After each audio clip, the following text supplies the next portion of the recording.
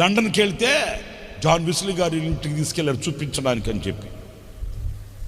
ఆమెకి ఇంచుమించు 9 మంది పిల్లలు అనుకుంటాను లండన్లో. సరే వాళ్ళ ఇంటికి వెళ్ళి మేము బయట నుంచి చూసాం, ఆ ఇల్లు ఇంకా ఉంది. చూస్తే మేము లోపలికి వెళ్దామంటే గేట్లు వేసేస్తున్నారు. సరే ఇక చూసాం కదా, ఫోటోలు తీసుకుని వచ్చేస్తున్నాం. అంతలో ఆ ఇంటికి ఎదురుగా ఒక ముసలాయన గార్డులో వర్క్ చేసుకుంటున్నాడు. పండు ముసలాయన, ఇంచుమించు 80-85 సంవత్సరాలు ఉంటాయి. ఆయన షార్ట్ వేసుకొని శుభ్రంగా ఆయన గార్డెన్ ఆయన క్లీన్ చేసుకుంటున్నాడు. వాళ్ళకుండే శక్తి ఎలాంటిది, మనకుండే నీరసం ఎలాంటిది. 25 ఏళ్ల కుర్రాడు, చెప్పంకలా ఏంటి ఎంత నీ వయసు? ఓన్లీ 25. మరి అప్పుడే టైప్ అయినవేరా, ఇట్స్ మై స్టైల్. 25 ఏళ్ళు ఆ నడిచేది కూడా అయిపోయింది. వ్యవహారం 25 ఏళ్ళకి అయిపోయింది వ్యవహారం. ఆయనకేమో ఇంచుమించు 85-90 ఏళ్ళు. ఆయన పలుగు లాంటిది ఒకటి పట్టుకొని గార్డెన్ క్లీన్ చేసుకుంటున్నాడు. ఇంత గార్డెన్. వాళ్ళ స్టామినా, వాళ్ళ ఆరోగ్యం దేవస్తోత్రం. నిండు ఆయుష్, పండు ముసలాయన దొండపండులాగా ఉన్నాడు. పలుగు లాంటివి పెట్టుకుని అది గార్డెన్ అంతా క్లీన్ చేసుకుంటే మమ్మల్ని చూశాడు. మేమంతా ఫోటోలు దిగుతుంటే ఏమనుకున్నాడు, వచ్చి అడిగాడు, మీరు ఎక్కడి నుంచి వచ్చే? మేము ఇండియా నుంచి వచ్చాం. ఓకే, మీరు ఏం చేస్తుంటారు? మేము పాస్టర్లు. ఎక్కడ పాస్టర్లో? మా వాళ్ళు వెంటనే టకటకని యూట్యూబ్ ఓపెన్ చేసి కుడార పండుగ వీడియోలు ఉంటే ఇదిగో మా మినిస్ట్రీ మాట ఆయన చూపించారు.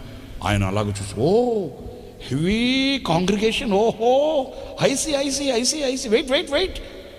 ఆయన ఇంట్లోకి వెళ్ళి ఆ గేట్ తాళాలు తెచ్చాడు. ఆయన దగ్గర ఉన్నాయి ఆ ఇంటి తాళాలు.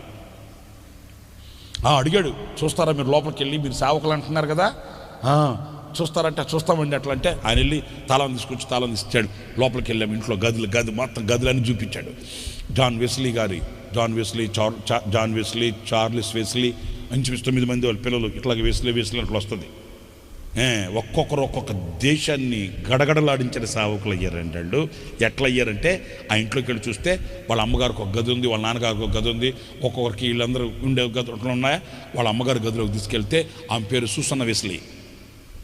ఆమె గదిలోకి వెళ్తే ఆ గోడ మీద ప్రింట్ చేసుకుని ఉందండి ఆమె. ఏమని తెలుసా? ఉదయం 4 గంటలకి స్తోత్ర ప్రార్థన, 7 గంటలకి వ్యక్తిగత ప్రార్థన, 9 గంటలకి దేశం కొరకు ప్రార్థన. డేట్ టైం టేబుల్ ఉందండి. చూసారా?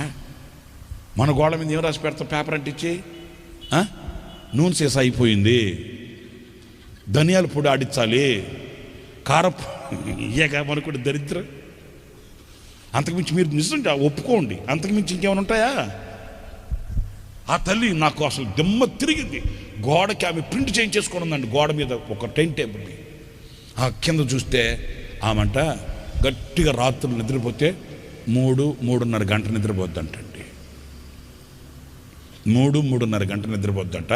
మిగతా టైం అంతా ఒక్కొక్క బిడ్డ దగ్గర మోకరించి ఆ బిడ్డ తల దగ్గర ఆమె కన్నీళ్ళు ఆ బిడ్డ తల మీద పడేటట్లు ప్రార్థన చేస్తుందంటండి. ఆమె కన్నీళ్ళు ఆ బిడ్డ తల మీద పడేటట్లు, ఒక కన్నీటి బొట్టైనా ఆ బిడ్డ తల మీద పడేటట్లు ప్రార్థన. నాయనా, నా బిడ్డని నీ చేతుల్లో సాధనంగా వాడుకోయ్యా, నా బిడ్డ నీ చేతిలో పాత్రగా ఉండాలయ్యా. 9 మంది ఏమో పిల్లలైతే ఒక్కొక్కరు ఒక్కొక్క దేశాన్ని గడగడలాడించిన సేవకులు అయ్యారండి. రాజ్యాలు, రాజులు నివ్వెరపోయారు వాళ్ళ శక్తి ఎదుట, దైవ శక్తి ఎదుట. ఆ జీల్, ఆ డివైన్ జీల్. సాతానుగాడు కూర్చున్న బావుల్ని తవ్వాలి. ఎందుకు ఇవ్వడు నాకు జలలు గల ఊటలు నా దేవుడు? ఎందుకు నాకు ఈ యొక్క జలలు గల ఊటల చేత నన్ను తృప్తిపరచడు? నన్ను ఎందుకు ఆశీర్వదించడు? మరి అదే కదా ఇస్సాకు దేవుడు ఆశీర్వదించింది. నేను మీ మీద స్వతంత్రతతో మాట్లాడుతున్నాను. ఈ మాట ఏదో అధికారంతో కాదు, కానీ నువ్వు ఎంతవరకు ఆ ఆధ్యాత్మికంగా ఆ చింతన కలిగి, ఆ దైవ వైరాగ్యం కలిగి, నా బిడ్డను ఎందుకు నా దేవుడు ఆశీర్వదించడు, నా కుటుంబాన్ని ఎందుకు హెచ్చించడు, నా అక్కర్లు ఎందుకు తీర్చడు, నాకెందుకు నా దేవుడు సహాయం చేయడు అని ఆ వైరాగ్యం చేత. ఒక దైవజనుని గురించి నేను విన్నానండి. పరిశుద్ధాత్మను గురించి ప్రార్థన చేస్తూ ఆయనంట ఆ పరిశుద్ధాత్మను పొందుకోవడానికి ఎలా చేసేవాడు తెలుసా? ఇవి ఉన్నాయి కదా, ఇది మెటల్, ఈ రోడ్డు వేసేటప్పుడు వేస్తారే కంకర్రాళ్ళు, కంకర్రాళ్ళు 4-5 ఏమంటారు వీటిని, గమ్మేళాలు, 4-5 గమ్మేళాలు ఆ కంకర్రాళ్ళు తీసుకుని వచ్చి కరెక్ట్గా అంత పేర్చుకొని ఆ కంకర్రాళ్ళ మీద మోకరించేవాడంటండి. ఆ నొప్పికి అల్లాడిపోతుంటే దారులుగా కన్నీళ్ళు కార్చి ఏడుస్తూ అడిగేవాడంట, ప్రభువా నీ ఆత్మచేత నన్ను అభిషేకిస్తావా, అభిషేకించు, లేకపోతే నన్ను తీసేసుకో, నేను బ్రతికి అనవసరం. అది జీల్, అది వైరాగ్యం. అదండి ఆ కంకర్రాళ్ళ మీద మోకరించి అడిగేవాడంట, నన్ను బతికిస్తావా, నీ ఆత్మచేత నన్ను నింపు, నీ చేతితో నన్ను వాడుకో, నీ చేతిలో పాత్రగా నన్ను నిలుపుకో, లేదు వద్దనుకుంటావా నన్ను తీసేసుకో, నీ పరిశుద్ధాత్మ శక్తి నేను లేకుండా నేను బ్రతకడం అనవసరం. ఆ కంకర్రాళ్ళు అంట, నేను ఆ సాక్ష్యాన్ని ఏసన్న గారి చెల్లి మేరక్క గారు ఉన్నారు కదా, వాళ్ళ పాస్టర్ గారి సంగతి అది నేను చెప్పింది. ఇప్పుడు అక్క చెప్తుంటే ఆ కంగుతిన్న ఆ కంకర్రాళ్ళ కంట ఆయన మోకాళ్ళ మీద కారిన రక్తం అంతా కంకర్రాళ్ళకి అయి ఉండేదంటండి. ఏంటి ఆ మోకాళ్ళకి కారిన రక్తం ఆ కంకర్రాళ్ళు కనబడితే వాళ్ళు పెద్ద పాస్టర్ ఒకసారి అడిగాడంట, ఎందుకు అలా చేస్తున్నావంటే ఆయన అన్నాడట, నేను ప్రభుతో పోరాడుతున్నా, ప్రభుతో పెనుగులాడుతున్నా, రక్తం కారిందే గాయమైందని నేను చూడట్లే, నేను ప్రభుతో పెనుగులాడుతున్నా, ప్రభుతో పోరాడుతున్నా, ఈ పోరాటంలో నాకు జయం కలుగుతుంది, నా దేవుడు నన్ను అభిషేకిస్తాడు. ఎలాంటి అభిషేకమో తెలుసా? ఆయనకు దేవుడు ఇచ్చిన అభిషేకం, ఆయన అన్య భాషలతో మాట్లాడుతూ ఆరాధించేవాడంట. ఒకసారి చిన్న యాక్సిడెంట్లో కాలు విరిగిందంట, తీసుకొని వచ్చి గదిలో పెట్టేస్తే గదిలో అట్లాగే విరిగిన కాలు అట్లాగే పెట్టుకుంటూ 4 గంటలకు స్తోత్ర ప్రార్థన మేరక్క గారు వెళ్ళి డ్రమ్ము తీసుకొని స్టార్ట్ చేయ, కృపాకరుణే ప్రభాకరుణే నిత్యము నేను కీర్తించెదను అని డ్రమ్ము పెట్టుకొని స్తోత్ర ప్రార్థన 4 గంటలకి మేరక్క గారు స్టార్ట్ చేసిందంట. ఇంకా అంత సిస్టర్లు బ్రదర్లు అందరూ వచ్చి స్తోత్ర ప్రార్థన జరుగుతూ ఉండి ఆత్మలో నింపబడి వాళ్ళ భాషలు మాట్లాడుతూ ఉంటే మంచం మీద పడుకొని గదిలో మంచం మీద పడుకోబెట్టేశారు, కాలు ఇరిగిపోయిందని. ఆయన పడుకొనే ఆత్మలో నింపబడి అన్ని భాషలతో మాట్లాడుతూ గంతులేసి ఆ మంచం మీద ఎగిరి కూర్చున్నాడంట. తీరా చూస్తే ఆ విరిగిపోయిన కాలు శుభ్రంగా ఆ కాలు ఇది సెట్ అయిపోయిందంటండి. ఇది ఇప్పుడు మీరు చెప్తే చాలామంది అదెట్ట జరుగుతుంది అంటే, నువ్వు అనుకున్నట్టు జరగాల, దేవుడు అనుకున్నట్టు జరగాలనా? ఆయనకు అసాధ్యమైంది ఏమన్నా ఉందా? ఆయన అభిషేకం అది, ఆ జీల్ ఆయనకి, ఆ వైరాగ్యం, నా దేవుని ద్వారా నేను పొందుకోవాలి, నా దేవుని చేత నేను వాడబడాలి, నా దేవునికి నేను సమీపస్తుడు కావాలి. అది ఇస్సాకులు అదే చూస్తాం, ఆ వైరాగ్యం. అది కూడా పోరాటాలు లేకుండా ఆటంకాలు లేకుండా ఏమైనా ఉందా? ఇక్కడ తవ్వితే వీళ్ళు వచ్చారు, అక్కడ తవ్వితే వాళ్ళు వచ్చారు, ఏం చేయాలరా, ఎందుకు వచ్చిన గొడవ తలకనిప్పి అయిపోయింది, ఎక్కడికి వెళ్ళినా వెళ్తే ఆగలేకపోతున్నాం, సస్తున్నాం, ఎందుకు వచ్చిన గొడవ, గుట్టుగా ఇంట్లో ఉన్నాం, మనకి ఏం తక్కువైంది, ఇప్పుడు సమృద్ధిగా ఉంది కదా, ఇవి తవ్వితేనైనా అనవసరం కదా అని అనుకోలేదండి. మనకు చిన్నది ఏదైనా అపశృతి వస్తే, ఏదైనా ఆటంకం వస్తే మొట్టమొదటి మనం పలికే మాట ఏంటంటే, ఇది దేవుని చిత్తం కాదా. మొట్టమొదటి మన నోట వచ్చే పల్లవి అదే, ఇది దేవుని చిత్తం కాదు, ఎందుకంటే ఆటంకం వచ్చింది కదా. అంతేగాని ఆటంకం వచ్చిన చోట నా దేవుని కొరకు నేను నిలబడాలి అనే వైరాగ్యం. విలియం కేరీ ఉన్నాడు కదా, విలియం కేరీ, ఆయన్ని ఒక ఏమంటారు దాన్ని కాన్ఫరెన్స్లో అధ్యక్షుల వారు చెప్తున్నాడంట, చీకటి దేశంగా ఉన్న మన భారతదేశానికి స్వార్థను ఎవరు తీసుకుని వెళ్తారు అని అంటే ఎవరు లేకట్లేదంట. మిషనరీగా వెళ్ళాలి భారతదేశానికి, ఎవరైనా మీలో ప్రేరేపింపబడిన వాళ్ళు ఎవరు ఉంటే మీరు లేచి నిలబడండి, మేము మా కంపెనీ తరఫున, మా సంస్థ తరఫున మేము పంపిస్తాం భారతదేశానికి స్వార్థను తీసుకుని వెళ్ళే యోధులు ఎవరు లేచి నిలబడండి. ఒక్క నిలబడట్లా, ఎందుకంటే ఇక్కడ కష్టంగా ఉంటుంది కదా, మరి చీకటి దేశం కదా, మరి దేవుని వాక్యం తెలియని ప్రాంతం కదా, ఎవరు వెళ్తారని ఎవరు. అంతలో ఆఖరులో ఉన్నాడంట విలియం కేరీ గారు. ఆయన లేచి నిలబడయ్యా, భారతదేశానికి నేను వెళ్తానండి. అధ్యక్షుల వారు అడిగాడట, ఏం చదివావు? నేను ఏం చదువుకోలేదండి. ఏం చేస్తున్నావు? చెప్పులు కుడతానండి. అబ్బా నీకు వెళ్ళేవాళ్ళే కూర్చోయా, కూర్చో. ఈయన వెళ్ళి భారతదేశాన్ని మార్చాలి ఇప్పుడు. కూర్చో. అయ్యా కాదయ్యా మీరు పంపిస్తే నేను కూర్చోరా బాబు, నీకే చెప్పు కూర్చో. అరే నాయన కూర్చోరా, నన్ను విసిగించబాకు బాబు, కూర్చో. విలియం కేరీ గుండెల్లో ఆశ చావలేదండి. తిన్నగా వెళ్ళాడు, బట్టలు బ్యాగులో పెట్టుకున్నాడు, ఓడరేవుకి వెళ్ళాడు.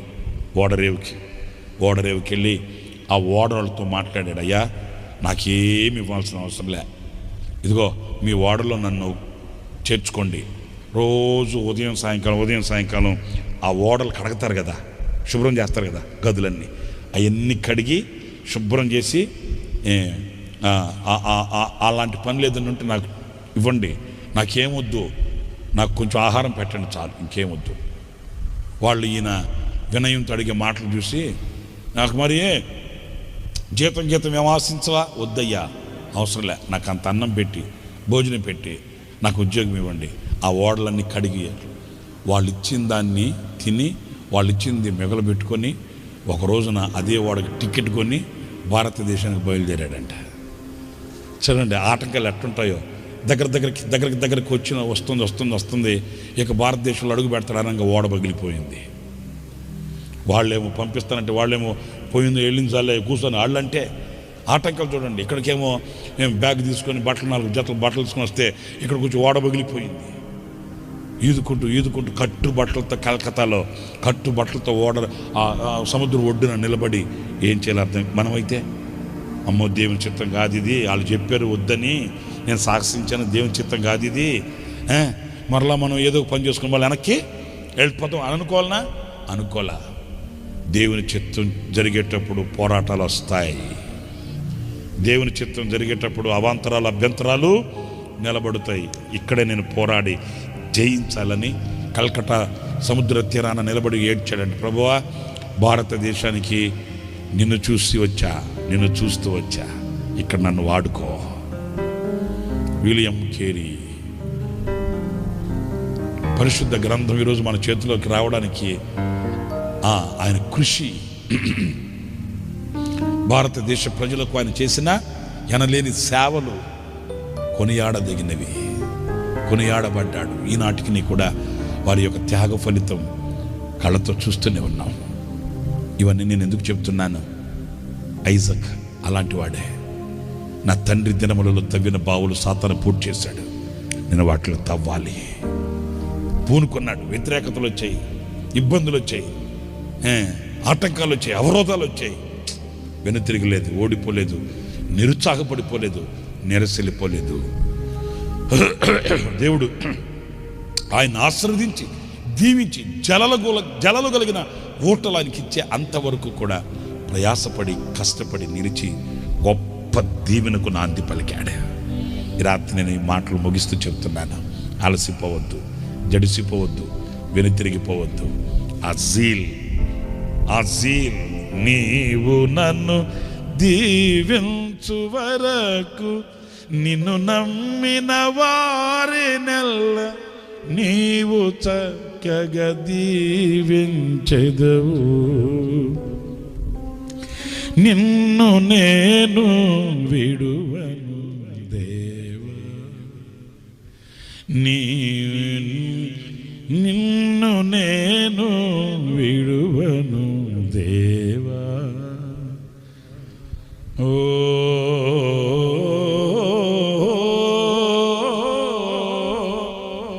నిన్ను నమ్మిన వారినెల్ల నీవు చక్కగా దీవించెదవు. నిన్ను నేను విడువను దేవా, నీవు నన్ను దీవించు వరకు, నిన్ను నమ్మిన వారిని. రోజు ఉదయం 4 గంటలకి ఇని పాట ఎందుకు తెలుసా? చెప్పనవుద్దా? నన్ను సేవ చేయించాలని మా అమ్మ మా నాన్న చిన్నప్పటి నుంచి నన్ను అట్లాగే పెంచారు. చిన్నప్పటి నుంచి అంటే మా అమ్మ నేను కడుపులో ఉన్నప్పుడే ఒప్పుకుందంట, ఈయన్ని సేవకుని చేసుకుంటాను నాయన అని. నేను అడిగి ఎందుకు ఒప్పుకున్నావు అట్లాగా అని. మా అమ్మ నింది, నాయన మరి నీకంటే ముందు ఆ ఇద్దరు ఆడవాళ్ళు పుట్టారు, అర్థమైందా? మా అమ్మకు కూడా అంతేను, ఇద్దరు ఆడవాళ్ళమే. వాళ్ళ అమ్మకు కూడా ఇద్దరు ఆడవాళ్ళే, మా అమ్మ కూడా ఇద్దరు ఆడవాళ్ళే. ముందు దెబ్బతో మా అమ్మ జంకినట్టుంది, జంకి ప్రార్థన చేస్తే నువ్వు పుట్టావయ్యా అని చెప్పింది. ఏమని చెప్పావు? ప్రభుకి అని చెప్పా. అదే నువ్వు పుడితే మగపిల్లోడిని ఇస్తే సేవ చేస్తానని చెప్పారు అయ్యా. సరే, అప్పటి నుంచి పాపం అట్లాగే పెంచారు. ఒక సినిమాని కానీ, సినిమా హాల్ అని కానీ, దేవుని సన్నిధిలో చెప్తున్నాను, ఫ్రెండ్షిప్ అని కానీ, స్నేహితులు కానీ జాంతనై మనకు ఏమి పిల్లలతో ఎగిరిపోగిరికి ఈ సెలవుల్లో, హాలిడేస్లో ఆ ఆట ఈ ఆట ఆడినట్టుగా కానీ, ఆ పిల్లలతో అక్కడికి ఇక్కడికి వెళ్ళినట్లుగా కానీ ఏమి. మన పని ఏంటంటే ఒక తెలిసిన ఆనాటి నుంచి స్కూల్ నుంచి రావడమా, పుస్తకాలు ఇస్తున్నాడు కొట్టడమా, స్నానం చేసుకోవడమా, పరుగున మందిరానికి వెళితే మందిరంలో సావకులు రెడీగా ఉంటారు కోటానికి వెళ్ళడానికి, ఇంకా తెలిపోవడమా. అంతకుమించి మనకేం తెలీదు. చిన్నప్పటి నుంచి నాకు ఈ తబలా ప్లే చేయడం అలవాటు అయిపోయింది. ఎట్లా అలవాటు అయిందంటే, మా ఇంట్లో 7 గంటలకు ప్రార్థన జరుగుతుంది, కుటుంబ ప్రార్థన 7 గంటలకి. ఇక మా అమ్మ మా అక్కలందరూ కూర్చొని 7 గంటలకు పాటలు స్టార్ట్ చేస్తే మన చేతులు ఊరుకుంటాయా? మసాలా డబ్బాలు సైజులు వారీగా పెట్టుకునేవాడిని. కారపొడి డబ్బా ప్లాస్టిక్ది, బేస్ అనమాట అది. అది దానికి చిన్నది 3-4 గంటలకే కర్రపొలాలు రెడీ చేసుకునేవాడిని. ఇంకా వాళ్ళు పాడుతూ ఉంటే మూతల మీద ఆ మసాలా డబ్బాల మీద కొడుతుంటే మా అమ్మకు పాడేవాళ్ళు. దేవుల ఒక్క మసాలా డబ్బాకి మూతుండేది కాదు, అన్నిటికీ గుడ్లు కట్టి పెట్టినది మా అమ్మ.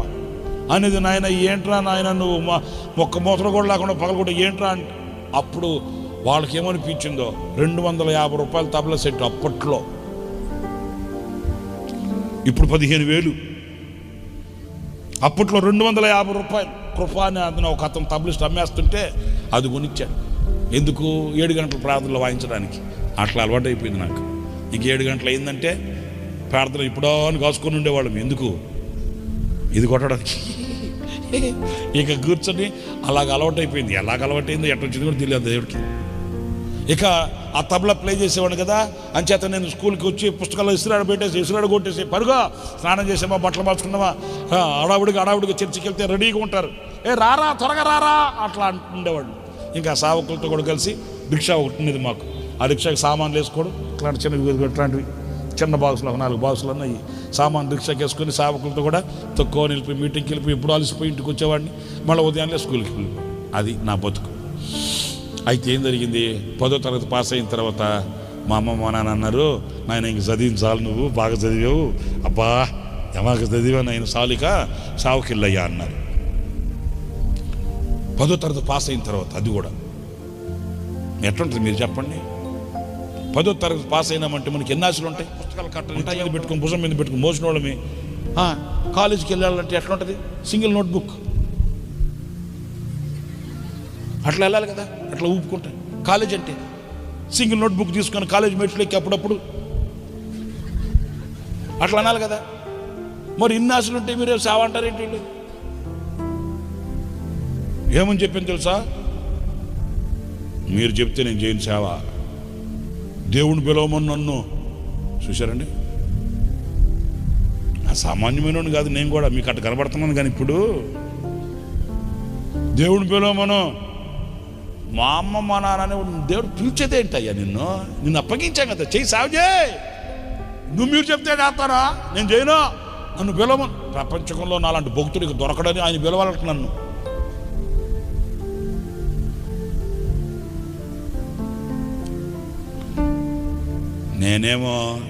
నేను చేయను, సేవ చేయను, నాకు ఇష్టం లేదు, నేను చదవాలా, నేను కాలేజీకి వెళ్ళాలా. ఇంట్లో ఇష్టం లేకుండా మా అమ్మ మా నాన్న ఒకటే ఏడుపులు. ఎవరికి ఇష్టం లేకుండా ఎవరికి తెలియకుండా మా ఫ్రెండ్స్తో కూడా వెళ్ళి వెంకటగిరి రాజక్క విఆర్ కాలేజీలో సీట్ తెచ్చుకున్నా, కాలేజ్ చేరా. తక్కువైనా కాదు, రేంటి కాలేజ్ చేరా. ఇంట్లో ఒకటి ఏడుపులు. ఏంట్రా నాయన, నువ్వు సేవకుడు అని అనుకుంటే నువ్వేం చెడు చేస్తున్నావు, సేవ చేయాలనుకుంటే నువ్వేంటంటే, నేను వెళ్ళను, నేను చేయను, దేవుడిని పిలవమను, కావాలనుకుంటే ఇట్లా పోకిరి మాటలు. ఇక మా చర్చిలో మా పాస్ గారి సంగతి అంటావా? నేనేమో చిన్నప్పటి నుంచి అక్కడ పెరిగి తిని వీళ్ళు తక్కువ నీళ్ళు ఇళ్ళు మా అమ్మ మా నాన్నలు ఆయనతో చెప్పారు, అయ్యా వీడు సేవ చేయను అంటున్నాడయ్యా.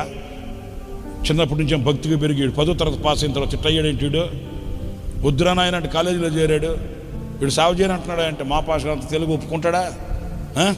ఆయన పాపం ఎంత ప్రార్థన చేశాడో. ఇంకా ఆదివారం ప్రసంగంలో అయితే ఒక పాయింట్ మంది ఉంటుంది, ఎటు తిరిగినా ఏ వాక్యంలో అయినా ఒక పాయింట్ మంది ఉంటుంది అంతే. ఒరే ఒరే ఒరే నువ్వు దీవించబడవరా, నువ్వు ఆశీర్వదించబడవరా, నువ్వు కావాలరా దేవుడికి అంటే నేను అనుకునేవాడిని. ఈయనకేంట్రా బాబు ఈ చెయ్యేలేస్తుంది ఏంట్రా బాబు, లేదంటారా ఏంట్రా అయినా ఇది కర్మ. తక్కువైనడు కాదండి, అబ్బో వేసినేసాలు అంత ఇది కాదు.